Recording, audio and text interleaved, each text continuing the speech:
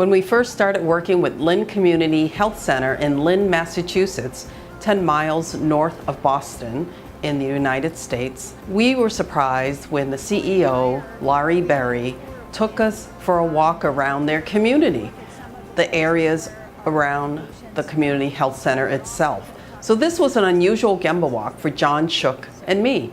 We learned who their patients were, what their needs were, and what value the community health center hoped to offer to this customer base. So after this initial Gemba walk through the Lynn community, as well as through the community health center, John Shook and I, as I said, agreed to work with Lynn Community Health Center. Now, Laurie Berry wanted help with their productivity issue, and she was very, very supportive and really believed in the lean way as it engaged the front line, but she didn't necessarily personally participate in any of this activity. But it's interesting, and that is maybe a free association, but until Kim Eng and Alice Lee became involved with the health center, I hadn't thought of lean. I thought of lean in a different way, as kind of a more of a process improvement method.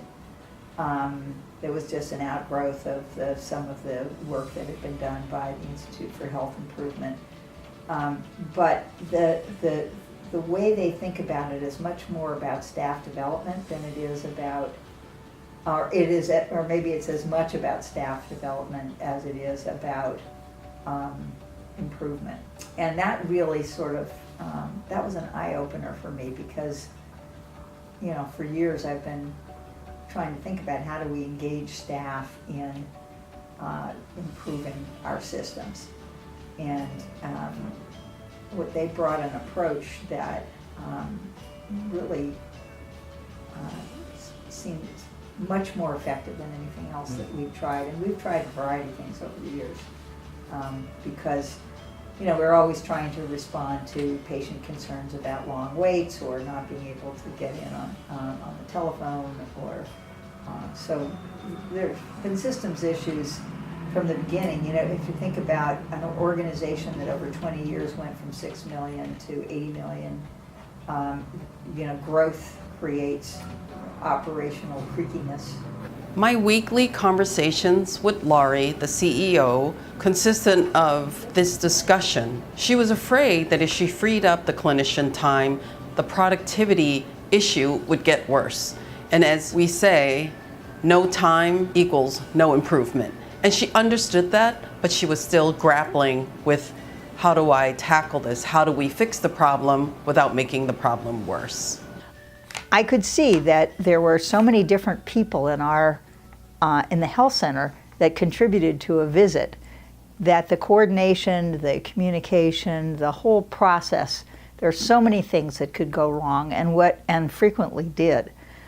I was always just so relieved when I heard about a fabulous patient visit where everything went right. And the reality is that in healthcare, we tend to think about our doctor as being the main person that, you know, contributes to our visit, but actually the doctor is only one small piece of the visit, and the staff, who are, some have a lot of training like nurses, some are, this is their first job, those that register patients in the beginning of the visit, the staff that coordinate a referral to a specialist, all of these folks make a major difference in how the visit will go. So really what impressed me about Lean was this whole idea of developing staff. It wasn't just about improving the process, it was really about developing staff and getting them engaged and enthusiastic about the work. And, you know, from the beginning of our work with Lean, that was what impressed me, is I had enthusiastic staff at every level, where before I had people who were looking at their watch, you know, when is it time to go home, you know, sometimes looking a little less happy in the workplace. This was different.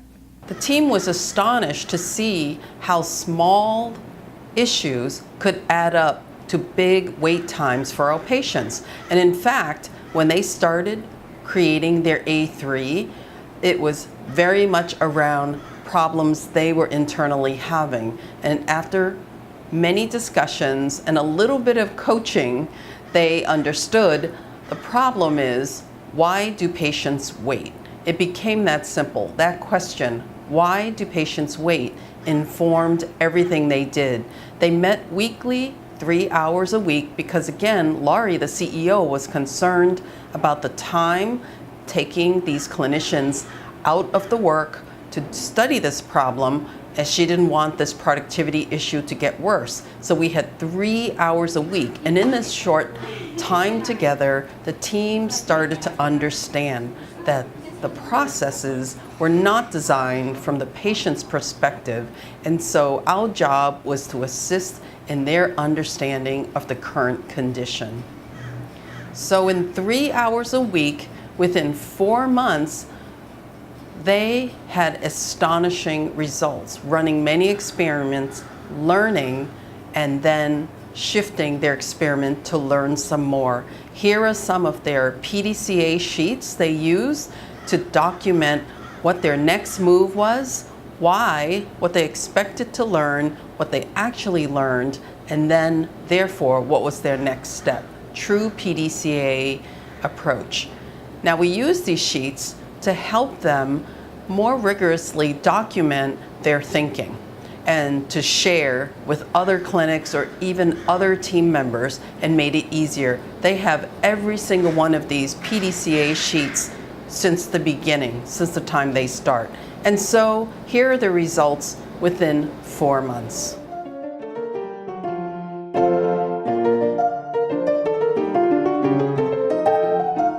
Welcome to Blue Team Patient Flow. So this is the patient walking into the central lobby. They are now getting greeted by the central registration greeter, who takes down some brief information and then finds an available receptionist so the patient can have a full registration. Now the patient is sitting with the receptionist. The receptionist is checking insurance, verifying address, all demographics are up to date. This can take some time. This is not a fast process, although it may look fast here. Patient's phone numbers change. Things are always changing, and so that can take certainly longer than what it's taking now, which is less than 4 minutes. The patient is given a blue slip, which is a piece of paper that has their name on it, has their appointment time. It tells them to go to the blue team. As you may have noticed, there is one greeter. So on a Monday, you can come down to the central reg area, and there could be a backlog of patients. Maybe 10, maybe 20 patients. But the check-in was another improvement that required some changing of roles. But the idea is that the patient has 2 check-ins at Lynn Health Center. One is downstairs at central registration to get the demographics right and everything. And then the second one is on the team. This is a big health center, okay? We have around 600 employees. We have 3 floors. We have a central registration process. And so the patient checks in downstairs. They then go up to the blue team on the 3rd floor. Okay, so patient's on the blue team now. There is a symbol, a sign that's in Spanish and English to tell them to put their blue slip in a basket. And the blue slip serves as kind of like their passport to different parts of the visit. Keeps track of what's going on. The receptionist uses that blue slip to then alert the clinical assistant that the patient actually has arrived on blue team. Which is a key update. The patient is now waiting for her name to be called.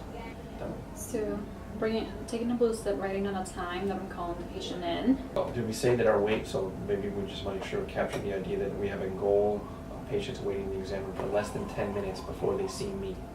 That's a goal. So we've set up our room use. Providers were a little bit agitated because I kind of denied them the ability to just use as many rooms as they want, right? So you can't use 3 or 4 because those patients are just waiting in there. It's not fair to the patient, really. Okay, so the idea is that the patient's in that exam room for less than 10 minutes before they see me, and the providers are restricted to what we call 1 on deck. So one exam room I'm actively using. I'm in there, I'm doing something. Exam room number 2 is prepped for me, ready to go. That's how we roll during the day. And so we have a board, a visual board that's pasted on the wall on every teamlet that shows, and we collect those blue slips. We use the blue slip as a tool to record different times of things happening. We collect these slips and we put them in little pockets that say we have a 5-minute slot, 10 minutes, greater than 10, and then greater than 15 or something. So we can visually see during the day actively how many patients are waiting at different times. where the blockages are, why is it, what's happening? The patient in to the exam room, verifying information. This is where the vitals happen. But again, this is a key point to say that previously the clinical assistants did not have a ability to enter information directly into the electronic medical record in the exam room. There was a lot of writing down on paper, taking it out to the desk area where they had a laptop or desktop, and then going back to the exam room to enter more tests or to do more tests and come. It was a lot in and out of the exam room. Whereas now everything is done in the exam room. So Dolly is checking vitals, she's entering those vitals directly into the electronic medical record. And she may also enter some point of care testing, so like A1C, mammogram tests, anything else that she may need to do, which then preps the provider, knowing that those tests are being worked on already or have already been ordered by Dolly. Also vaccines for the nurses if the patient needs vaccines. After the vitals come out of the exam room, what I normally do is give Nick a little update of what the patient's here for. Either run point of care testing if the patient needs it, urine, microalbumin, A1C. It could be a bunch of different things, or I could be with another patient, bringing in another patient, starting the process. But Also checking to see if there's a vaccine that's needed. So I just took the blue slip. Probably right now I'm reviewing it with the nurses that the patient needs vaccine. Oh, Holly, I didn't get The nurse is going to take the blue slip and ready to. review it, order it. Yeah. The patient's waiting for the provider. Now I'm here, I am entering, I'm looking at the electronic medical record, I'm seeing the vital signs that Dolly already entered, all the tests that she's already entered that are ready for me to look at. Some of them may be resulted, some of them may still be waiting to be done by Dolly. She probably went and did those right now. So it's not like Dolly's not doing anything right now. She probably went around the corner, is doing some testing in our lab that's on the floor, meaning point of care tests that they can be done on site. So I'm talking with the patient, I may do some physical exam briefly, so that the blue slip, Dolly and the nurse communicate with about the vaccines, and the provider doesn't have to be involved with that process, which was a pretty big shift on Blue Team for a while. But the patients really appreciate it, because previously the patient would be waiting until the end of the visit. When I get done with all my lot of work that I need to do for the patient medically, the vaccine might be the last thing I do. And so then the nurse will do that at the end. It may take the nurse 15 minutes, 20 minutes to get all the vaccine stuff. So the patient's waiting in the exam room for a lot of time with nothing going on. And they would leave without their vaccines, so they don't want to wait any longer. Yes, patients actually open the door. I remember patients opening the exam room door and saying, you know what, I just got to leave. And they would just walk out and say, I can't get my vaccine. That would happen not infrequently. And so, again, the idea was that the nurse feels comfortable and the provider does not feel any intrusion with the idea that the vaccines are happening in flow. So I'm doing my exam, I'm talking to the patient, I say, oh, hold on, Mrs. Smith, we have your vaccines here for you today, and we keep rolling through the visit. And you can see that that happened just a few moments ago. The clock on the wall, you'll notice, is a tickless clock. For those listening, it does not tick, so patients don't feel that like sensation time is passing by. It's a funny thing, but anyway, Kim Ang came up with that. It was a great idea. So now the patient is waiting. I just went out to the front desk. I'm finishing my note. So now I'm coming in with the after visit summary. I'm reviewing, just briefly what the doctor went over with the patient, checking out the patient. Because checkout has been a revolution on Blue Team. We're trying to spread it to the other teams at Lynn Health Center. So the first thing was that we had to get agreement from the clinical assistants that they found that to be valuable, right? The idea that the patient can leave Lynn Health Center with an appointment in their hand to say when they need to come back. Previously, what happened? They would leave without an appointment. If they're so used to it, we're telling them we'll call them back with an appointment, or someone will call them, or they have to call back to schedule their follow-up appointment. So some patients who I would have written down on my after visit summary to say I expect the patient to come back in 2 months, and that's actually in the computer and it says that. But when the patient gets that piece of paper, they may decide that, you know what, I don't have time, I'll never remember to come back in 2 months, I'll call you when I can or something. There's no real concrete appointment set. There's this like nebulous kind of thing of like just come back in 2 months, but there's no appointment given to the patient. So this is a great improvement again in terms of clinical assistants really taking on a new role. There was some debate in the beginning about really is this my job, or we thought the value to the patient is more important, right? From the patient's perspective, bringing the care to the exam room, to the patient leaves with the appointment, really. A key team member for the Blue Team Model Clinic work was Dr. Nick Urbanchik. He is the medical director for this clinic.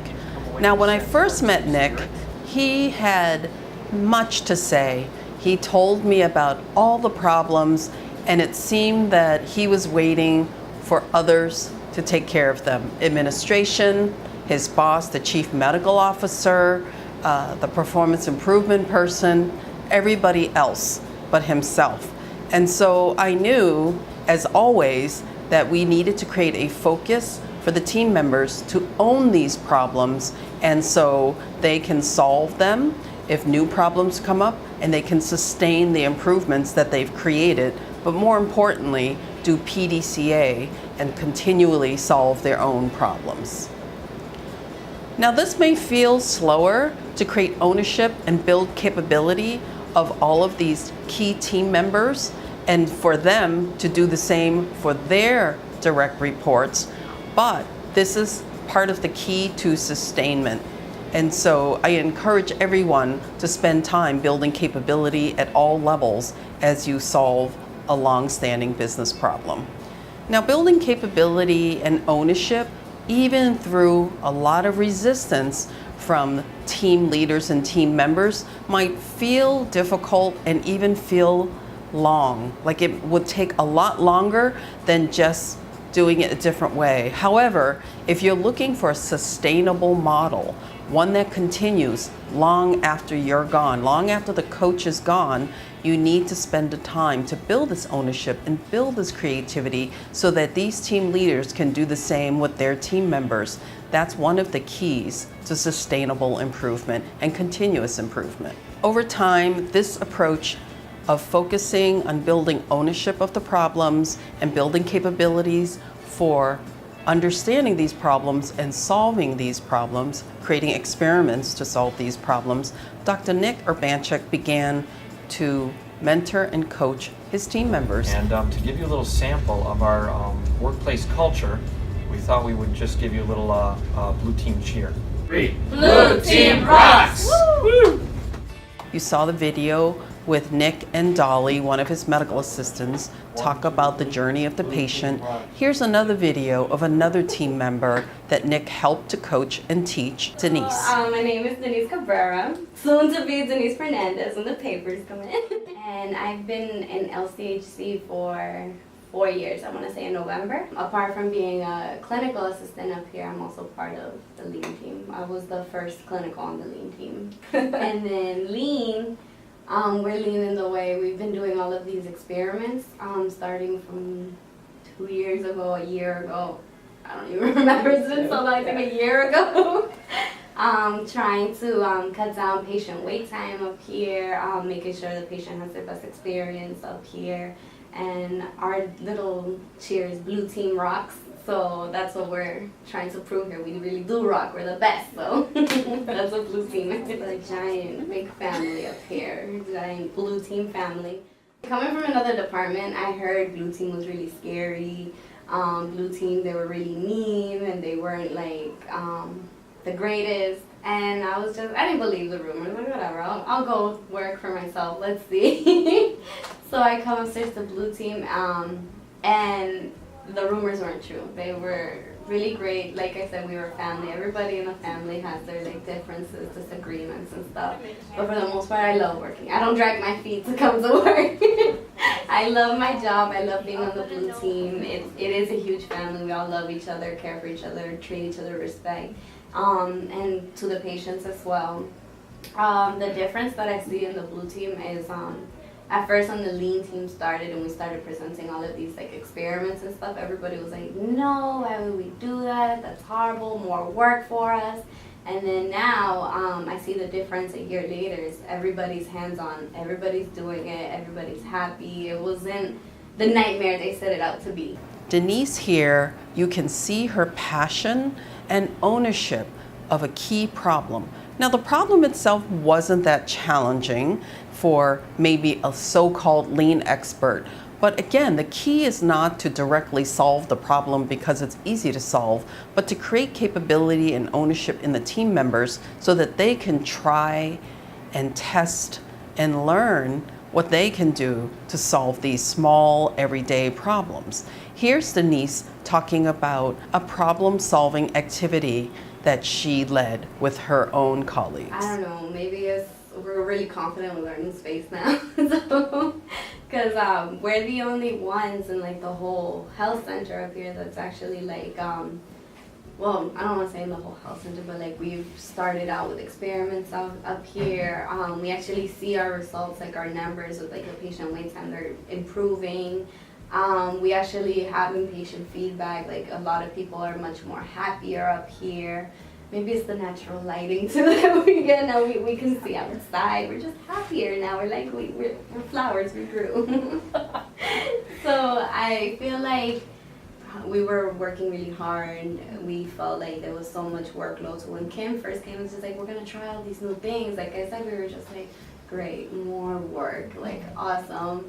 And then going into the experiments and actually seeing like the results now and seeing like what we can do and like how everything, like all of our problems were like man-made and like we can fix them. Like we're just like, oh, like there's a light at the end of the tunnel. Like we can decrease, we can decrease the patient time, communicate better with like our flags and stuff. That was one of our experiments as well. Like at first I was like, why do we need flags? We have flags on the computer.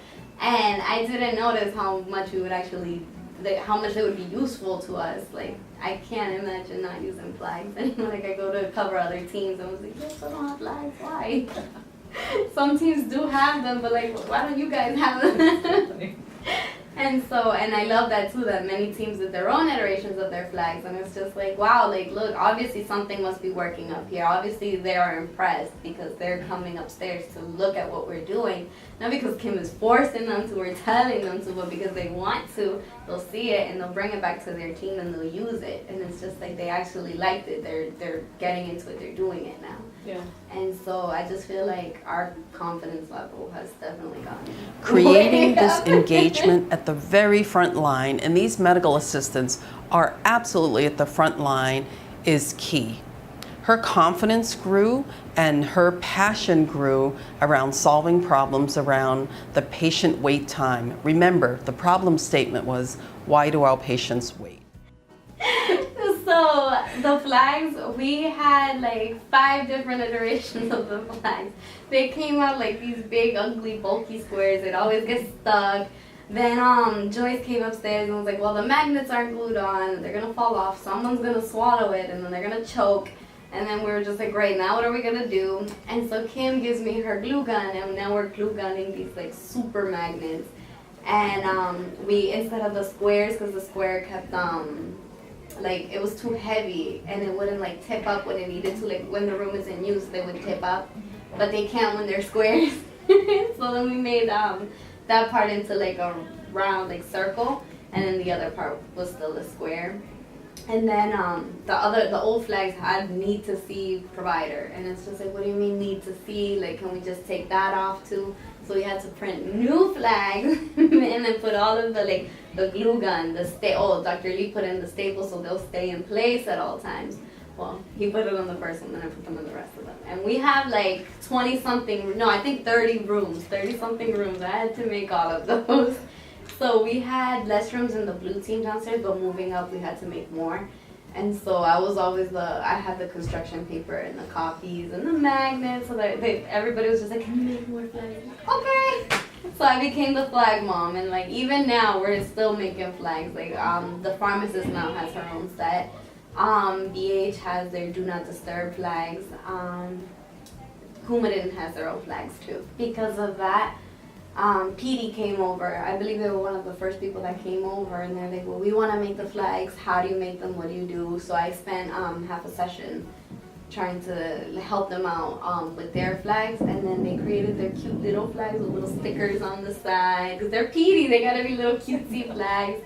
And just the other day I was strolling around in OB, and they have their flags now. And then the Rose team came by maybe like a month or 2 ago, and I spent half a session too with her making her flags. And I was like, if you have any questions, email me, ask me.